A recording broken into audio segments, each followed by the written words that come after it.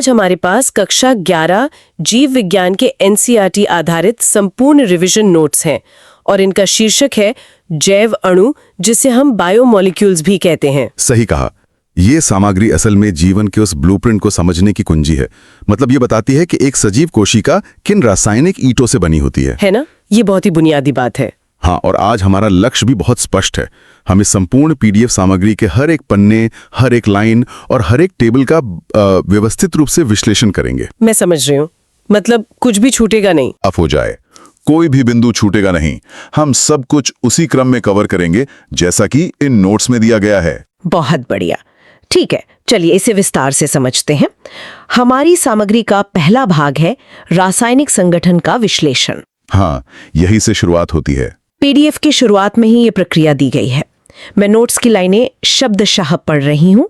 रासायनिक संगठन का विश्लेषण, सजीव ऊतक प्लस Cl3COH ब्रैकेट में अम्ल, पीसना, छानना। यह सुनने में किसी रसायन विज्ञान के प्रयोग जैसा लगता है, लेकिन इसका असल उद्देश्य क्या है? H के साथ खरल और मुसल में अच्छी तरह से पीसते हैं। पीसने से ऊतक की सारी कोशिकाएं टूट जाती हैं और उनके अंदर का सब कुछ बाहर आ जाता है। बिल्कुल, उनके अंदर के सारे रासायनिक तत्व बाहर निकलकर इस अम्ल में घुल जाते हैं। इस तरह हमें एक गाढ़ा पेस्ट मिल जाता है। समझ गई। आगे की प्रक्रिया के बारे में नोट्स में लिखा है, मैं शब्दशः पढ़ रही हूँ। निस्यंदन अम्ल विलय अंश सूक्ष्म अणु, भार 18 से 800 डाल्टन्स। धारित अम्ल अविलय अंश वृहत अणु, भार 10,000 डाल्टन से अधिक। ये बहुत महत्वपूर्ण हिस्सा है। यहाँ एक शब्द बार बार आ रहा है, डाल्टन्स या डाल्टन। ये भार मापने का कौन सा पैमाना है? ये एक बहुत ही अच्छा सवाल है। डाल्टन असल में आणविक स्तर पर वजन मापने की एक बेहद सूक्ष्म इकाई है। इसे ऐसे समझिए कि एक डाल्टन लगभग एक हाइड्रोजन परमाणु के वजन के बराबर होता है। ओहो, मतलब बहुत ही छोटा। बहुत छोटा। जब हम उस पिसे हुए पेस्ट को एक छलनी या सूती कपड़े से छानते हैं तो दो अलग अलग हिस्से मिलते हैं। जो तरल पदार्थ छन कर नीचे आ जाता है उसे निस्यंदन कहते हैं, जो अम्ल विलय अंश है। हाँ। इसमें मौजूद अणु बहुत ही छोटे होते हैं, जिनका वजन केवल 18 से 800 डाल्टन के बीच होता है। और जो छलनी में रह गया, जो गाढ़ा हिस्सा छलनी के ऊपर ही रह जाता है, उसे धारित कहते हैं। ये बड़े अणुओं का समूह है जिनका वजन 10,000 डाल्टन से भी ज्यादा होता है। छनने और न छनने का ये सीधा सा गणित उनके आकार पर निर्भर करता है। एकदम साफ है। जो सूक्ष्म है वो छन गया, जो वृहत है वो छलनी में रह गया। बिल्कुल सही। इसी पन्ने पर नीचे एक फैक्ट बॉक्स दिया गया है। मैं इसे शब्दशः पढ़ती हूँ। नोट: राख परीक्षण से अकार्बनिक तत्वों ब्रैकेट में CaMgNaK का पता चलता है। अकार्बनिक तत्वों को खोजने के लिए ऊतक को जलाकर राख बनाने की क्या आवश्यकता है? यहाँ सबसे दिलचस्प बात यह है कि सजीवों का अधिकांश हिस्सा कार्बनिक होता है, यानी कार्बन से बना होता है। हाँ, कार्बन तो आधार है। बिल्कुल। जब हम ऊतक को पहले सुखाते हैं और फिर पूरी तरह जलाते हैं तो सारा कार्बन डाइऑक्साइड और जलवाष्प के रूप में उड़ जाता है। पीछे जो थोड़ी सी राख बचती है उसमें केवल वे तत्व रह जाते हैं जो जलते नहीं हैं, जैसे कैल्शियम और मैग्नीशियम। हाँ, कैल्शियम, मैग्नीशियम, सोडियम और पोटेशियम।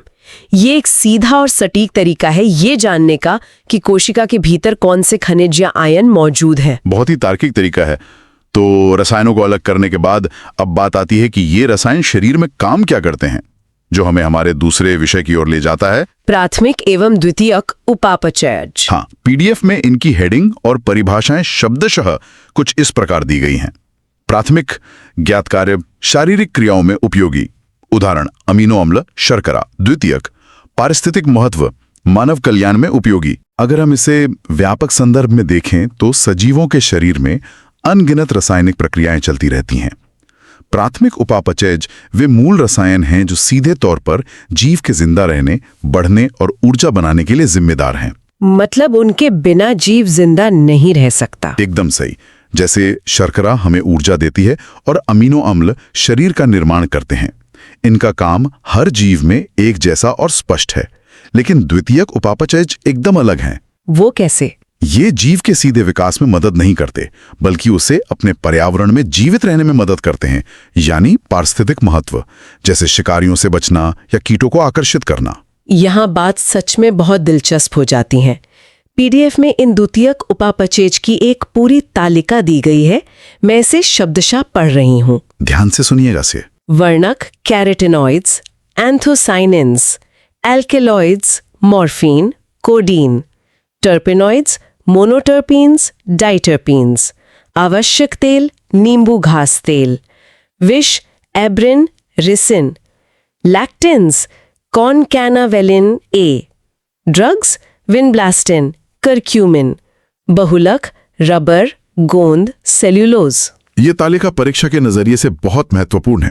इसे ऐसे समझिए कि पौधे अपने बचाव या अन्य कामों के लिए रसायनों की एक पूरी फैक्ट्री चलाते हैं। वे रंगीन वर्णक बनाते हैं ताकि कीट आकर्षित हों। और एल्केलॉइड्स और विष? वे मॉर्फिन जैसे एल्केलॉइड्स या एब्रिन जैसे विष बनाते हैं ताकि जानवर उन्हें न खाएं। नींबू घास तेल जैसी चीजें भी वे अपने पारिस्थितिक कारणों से बनाते हैं, मतलब अपने खुद के फायदे के लिए। हाँ, और दिलचस्प बात यह है कि करक्यूमिन जो हल्दी में होता है या रबर जैसे बहुलक, ये सब हमारे रोजमर्रा के जीवन और चिकित्सा में अत्यंत उपयोगी साबित होते हैं। यक उपापचय का मेजबान जीवों में कार्य अभी ज्ञात नहीं है, लेकिन ये मनुष्यों के लिए बहुत उपयोगी है। विज्ञान अभी भी इस बात पर शोध कर रहा है कि फफूंद या पौधे इतनी ऊर्जा लगाकर कुछ खास रसायन क्यों बनाते हैं जब उनके बिना भी वे जीवित रह सकते हैं। रहस्य बना हुआ है। हाँ, उनका वास्तविक आंतरिक कार्य शायद हम पूरी तरह नहीं जानते, लेकिन मानव सभ्यता ने दवाइयों, रंगों और औद्योगिक सामग्रियों के रूप में इनका भरपूर फायदा उठाया है। चलिए अब हम अणुओं के आकार और उनकी श्रेणियों में थोड़ा और गहरे उतरते हैं।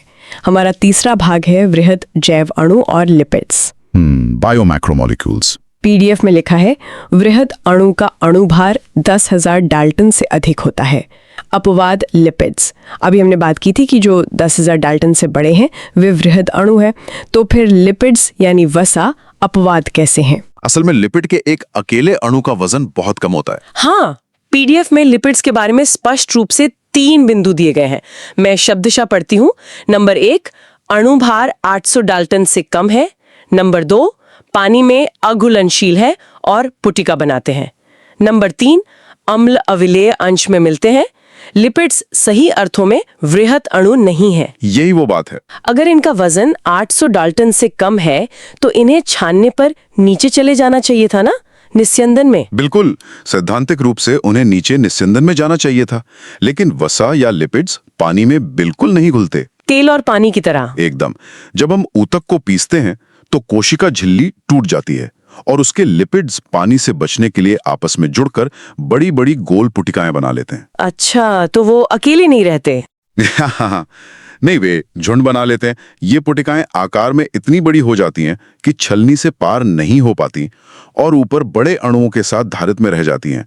इसीलिए नोट्स कहते हैं कि लिपिड सही मायनों में वृहद अणु नहीं है, वे बस एक साथ झुंड बनाकर बड़े होने का नाटक करते हैं। बहुत ही बढ़िया तरीके से समझाया आपने।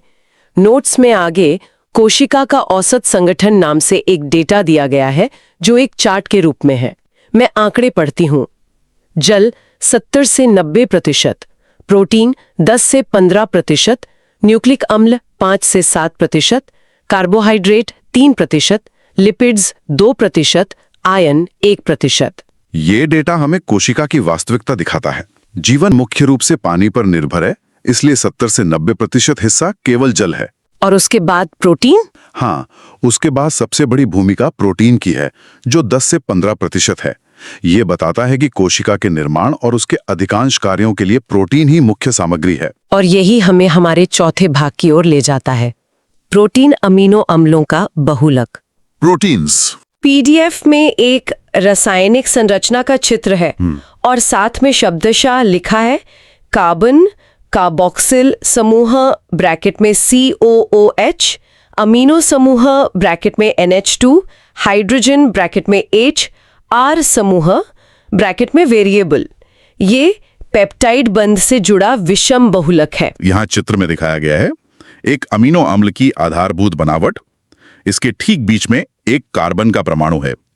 इस कार्बन से 4 अलग अलग चीजें जुड़ी हुई हैं। वो 4 चीजें कौन सी हैं? एक तरफ अम्लीय गुण वाला कार्बोक्सिल समूह, दूसरी तरफ क्षारीय गुण वाला अमीनो समूह, एक हाइड्रोजन और एक R समूह। R समूह जिसे वेरिएबल लिखा गया है। हाँ, यह R समूह ही वो चर या वेरिएबल है जो हर अमीनो अम्ल में अलग होता है, जिससे 20 अलग अलग प्रकार के अमीनो अम्ल बनते हैं। और ये विषम बहुलक क्या है? जब नोट्स इसे विषम बहुलक कहते हैं, तो इसका अर्थ है कि एक प्रोटीन एक ही तरह के अमीनो अम्ल की पुनरावृत्ति नहीं है, बल्कि यह अलग अलग प्रकार के अमीनो अम्लों से बनी एक रंग बिरंगी माला है। समझ गई।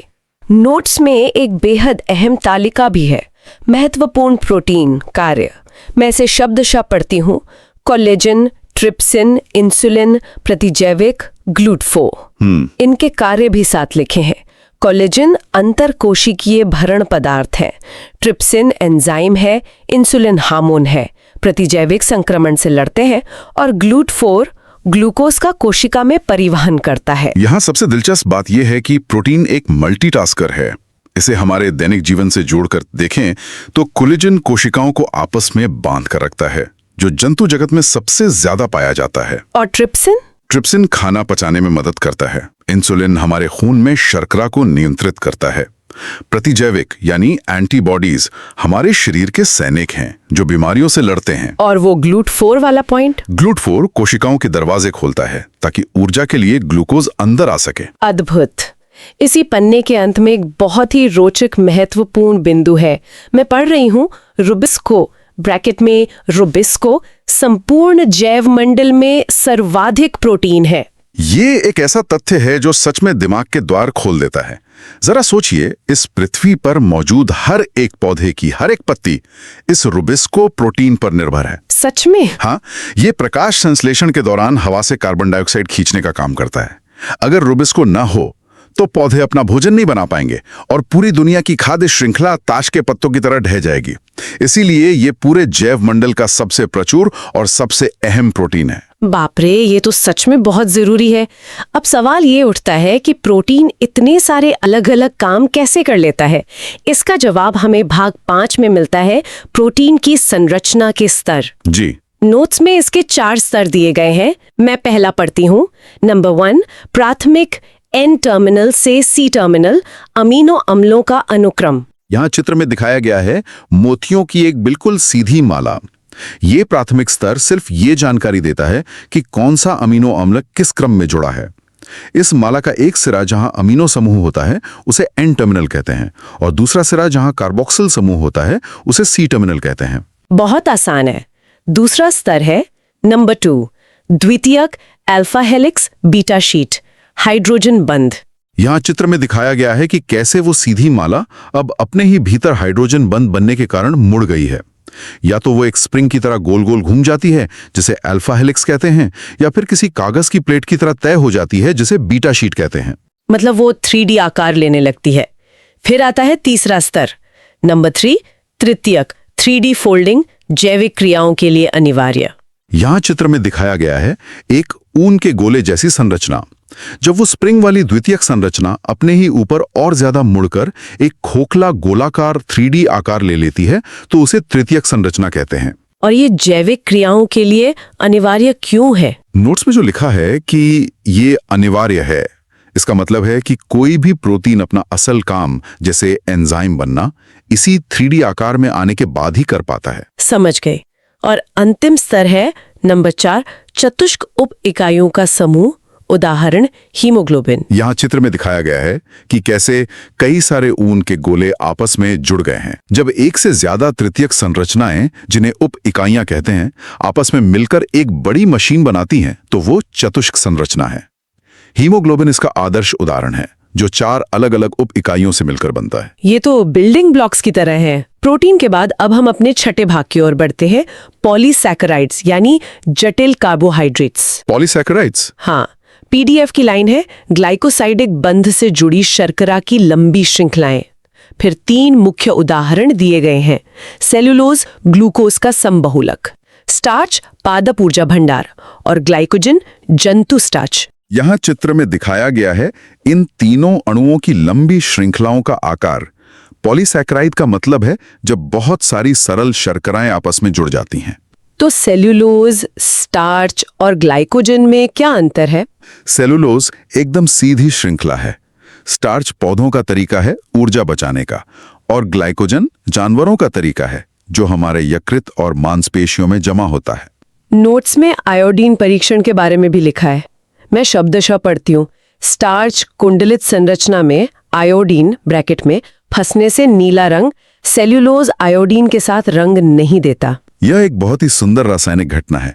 स्टार्च की बनावट स्प्रिंग की तरह कुंडलित होती है। इन कुंडलियों के बीच में खाली जगह होती है जहां आयोडीन के अणु आकर फंस जाते हैं, जिससे वह नीला रंग देता है। और सेल्यूलोज में ऐसा क्यों नहीं होता? क्योंकि सेल्यूलोज बिल्कुल सीधा होता है, उसमें आयोडीन के फंसने की कोई जगह नहीं होती, इसलिए वह कोई रंग नहीं बदलता। अच्छा, तो ये आकार का खेल है। इसी सेक्शन में 2 नोट और दिए गए हैं, इन्युलिन फ्रुक्टोज का बहुलक और काइटिन आर्थ्रोपोडा का बाह्य कंकाल ब्रैकेट में एन एसिटाइल ग्लूकोसामीन। ये दोनों जानकारियां बहुत विशिष्ट हैं। इन्युलिन एक ऐसा बहुलक है जो केवल फ्रक्टोज यानी फलों की शर्करा के जुड़ने से बनता है। और काइटिन?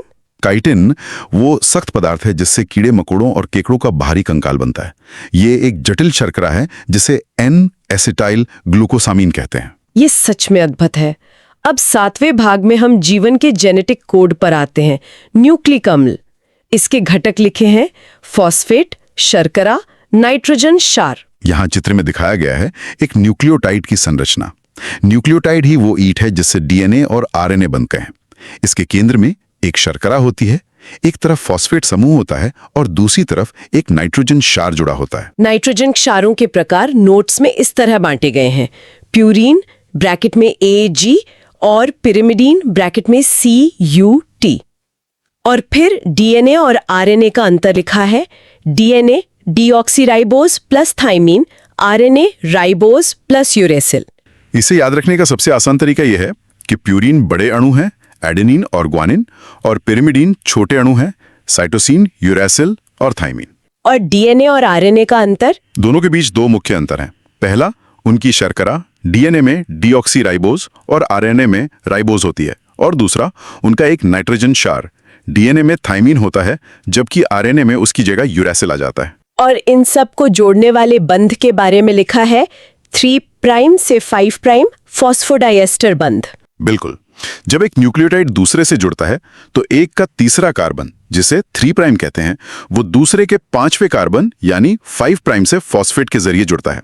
इस मजबूत जोड़ को ही फॉस्फोडाइएस्टर बॉन्ड कहते हैं। बंधों की बात चली रही है तो 8वां भाग पूरी तरह से जैव अणुओं में रासायनिक बंध पर केंद्रित है।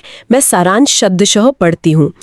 प्रोटीन में पेप्टाइड बंध, पॉलीसैकेराइड में ग्लाइकोसाइडिक बंध और न्यूक्लिक अम्ल में फॉस्फोडाइएस्टर बंध, इन सब के बनने की प्रक्रिया को निर्जलीकरण कहा गया है। यहाँ चित्र में दिखाया गया है कि ये तीनों अलग अलग प्रकार के बंध बनते कैसे हैं। जब भी 2 अणु आपस में हाथ मिलाते हैं तो उनके बीच से पानी यानी H2O का एक अणु बाहर निकल जाता है, इसीलिए इसे निर्जलीकरण कहते हैं। हाँ, विज्ञान की भाषा में पानी निकलने की इस प्रक्रिया को निर्जलीकरण या डिहाइड्रेशन कहते हैं। इसी प्रक्रिया से प्रोटीन, जटिल शर्करा और न्यूक्लिक अम्ल अपनी लंबी श्रृंखला बनाते हैं। बहुत ही साफ तरीके से समझाया आपने। अब हम एक बहुत ही गतिशील विषय पर आते हैं। भाग 9, एंजाइम, जैव उत्प्रेरक। एंजाइम्स जीवन के असल कारीगर। नोट्स कहते हैं एंजाइम क्रियाधार जटिल, सभी एंजाइम प्रोटीन होते हैं, अपवाद राइबोजाइम। यहाँ चित्र में दिखाया गया है कि कैसे एक क्रियाधार, जिसे सबस्ट्रेट कहते हैं, यानी वो कच्चा माल जिस पर प्रतिक्रिया होनी है, वो एंजाइम के एक विशेष हिस्से में जाकर एकदम सटीक फिट हो जाता है, जैसे ताले में चाबी। ताले और चाबी की तरह। हाँ, इस विशेष जगह को सक्रिय स्थल या एक्टिव साइट कहते हैं। ये याद रखना जरूरी है कि लगभग सारे एंजाइम प्रोटीन से बने होते हैं, लेकिन राइबोजाइम नाम का एक एंजाइम है जो आरएनए से बना होता है। ये एक महत्वपूर्ण अपवाद है। एंजाइम कितने शक्तिशाली होते हैं, इसका अंदाजा पीडीएफ की इन लाइनों से लगता है। शक्ति कार्बोनिक एनहाइड्रेज 6 लाख अणु प्रति सेकंड। और फिर तापमान पर इसका प्रभाव। तापमान संवेदनशीलता 40 डिग्री सेल्सियस से ऊपर पर नष्ट।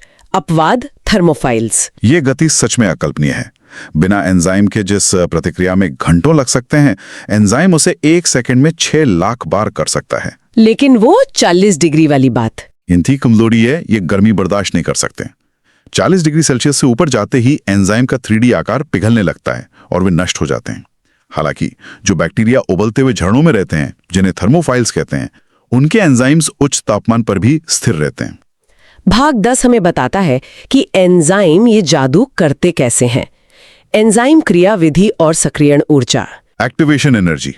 पीडीएफ में एक समीकरण है, E+S बनाता है ES, जो बदलता है EP में और फिर टूटकर E+P बनता है। इसके नीचे लिखा है एंजाइम सक्रियण ऊर्जा अवरोध को कम कर देते हैं। यहाँ चित्र में दिखाया गया है एक बहुत ही सुंदर ग्राफ। इस ग्राफ में एक ऊंची पहाड़ी है। किसी भी रासायनिक प्रतिक्रिया को शुरू होने के लिए एक शुरुआती धक्के या ऊर्जा की जरूरत होती है, जिसे सक्रियण ऊर्जा कहते हैं। बिना एंजाइम के ये पहाड़ी बहुत ऊंची होती है, जिसे पार करना मुश्किल होता है। तो एंजाइम क्या करते हैं? वे इस पहाड़ी की ऊंचाई को कम कर देते हैं। वे अणुओं को एक ऐसा आसान रास्ता देते हैं जिससे वे संक्रमण अवस्था या ट्रांजिशन स्टेट तक कम ऊर्जा में ही पहुंच जाते हैं और प्रक्रिया झटपट पूरी हो जाती है। एंजाइम की गति हमेशा एक जैसी नहीं रहती। नोट्स में एंजाइम क्रिया को प्रभावित करने वाले कारक दिए गए हैं, तापमान, pH और क्रियाधार सांद्रता। इसके लिए नोट्स में 3 ग्राफ दिए गए हैं। पहले 2 ग्राफ घंटी के आकार के हैं, जो बताता है कि हर एंजाइम एक खास तापमान और एक खास pH यानी अम्ल या क्षार स्तर पर ही अपनी पूरी रफ्तार से काम करता है। इसे उसका इष्टतम या ऑप्टिमम स्तर कहते हैं। और तीसरा ग्राफ बताता है कि जैसे जैसे हम कच्चे माल यानी क्रियाधार की मात्रा बढ़ाते हैं, गति बढ़ती है, लेकिन एक संतृप्ति बिंदु पर आकर रुक जाती है, क्योंकि सारे एंजाइम काम में व्यस्त हो चुके होते हैं। एकदम लॉजिकल है।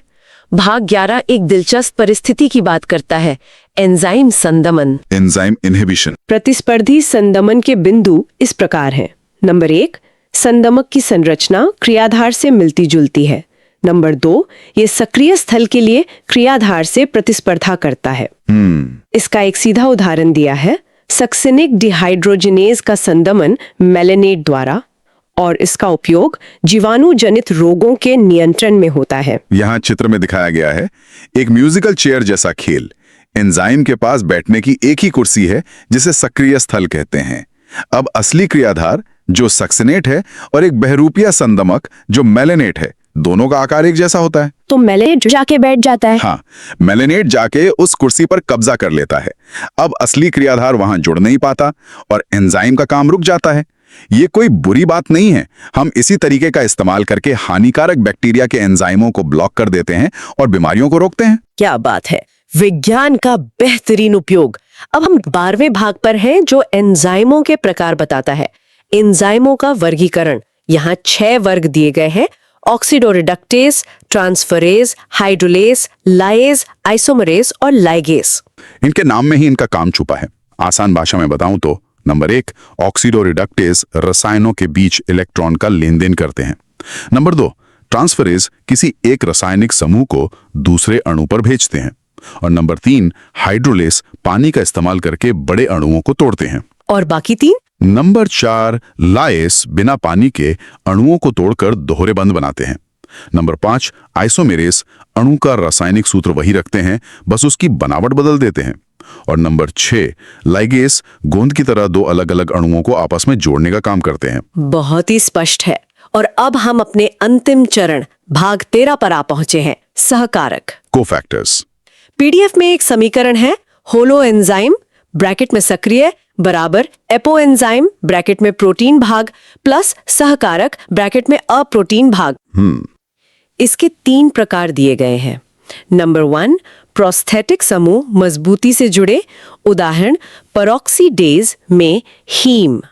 नंबर 2, सह एंजाइम ढीले जुड़े, उदाहरण NAD और NADP में नियासिन। नंबर 3, धातु आयन समन्वय बंध, उदाहरण कार्बोक्सी पेप्टाइडेज में जिंक। अंत की लाइन है, सहकारक हटाने पर एंजाइम निष्क्रिय हो जाता है। यहाँ चित्र में दिखाया गया है कि कैसे केवल प्रोटीन वाला हिस्सा, जिसे एपो एंजाइम कहते हैं, अपने आप में काम करने के लिए पर्याप्त नहीं है। उसे सक्रिय होने के लिए एक अप्रोटीन हिस्से की जरूरत होती है, जिसे सहकारक कहते हैं। मतलब उसे किसी मदद की जरूरत होती है? बिल्कुल, एक कार और उसकी चाबी की तरह। प्रोटीन भाग कार है और सहकारक वो चाबी है। जब ये दोनों मिलते हैं, तब जाकर पूरी और सक्रिय मशीन यानी होलो एंजाइम बनती है।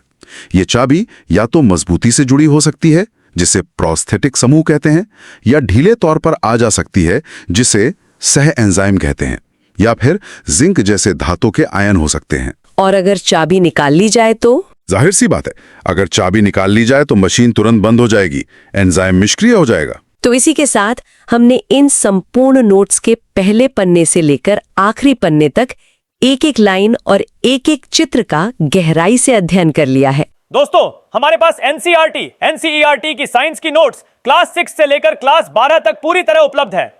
आप इन सभी पीडीएफ नोट्स का प्रिंट आउट भी निकलवा सकते हैं और यह सभी सामग्री बहुत ही कम कीमत में प्रदान की जा रही है। आपको यह भी मालूम होना चाहिए कि लगभग सभी प्रतियोगी और स्कूल स्तर की परीक्षाओं में पूछे जाने वाले प्रश्न एनसीईआरटी से ही आते हैं, इसलिए यह सामग्री आपके लिए बेहद उपयोगी साबित होगी। अगर आप ये एनसीईआरटी साइंस पीडीएफ लेना चाहते हैं तो अभी हमें व्हाट्सएप पर मैसेज करें। WhatsApp number 7739541921। आपकी तैयारी को मजबूत बनाने के लिए हम हमेशा आपके साथ हैं। अगर आपको यह वीडियो पसंद आए तो कृपया लाइक करें। जो लोग अभी तक चैनल को सब्सक्राइब नहीं किए हैं वे जरूर सब्सक्राइब करें। नीचे कमेंट बॉक्स में अपना फीडबैक अवश्य दें।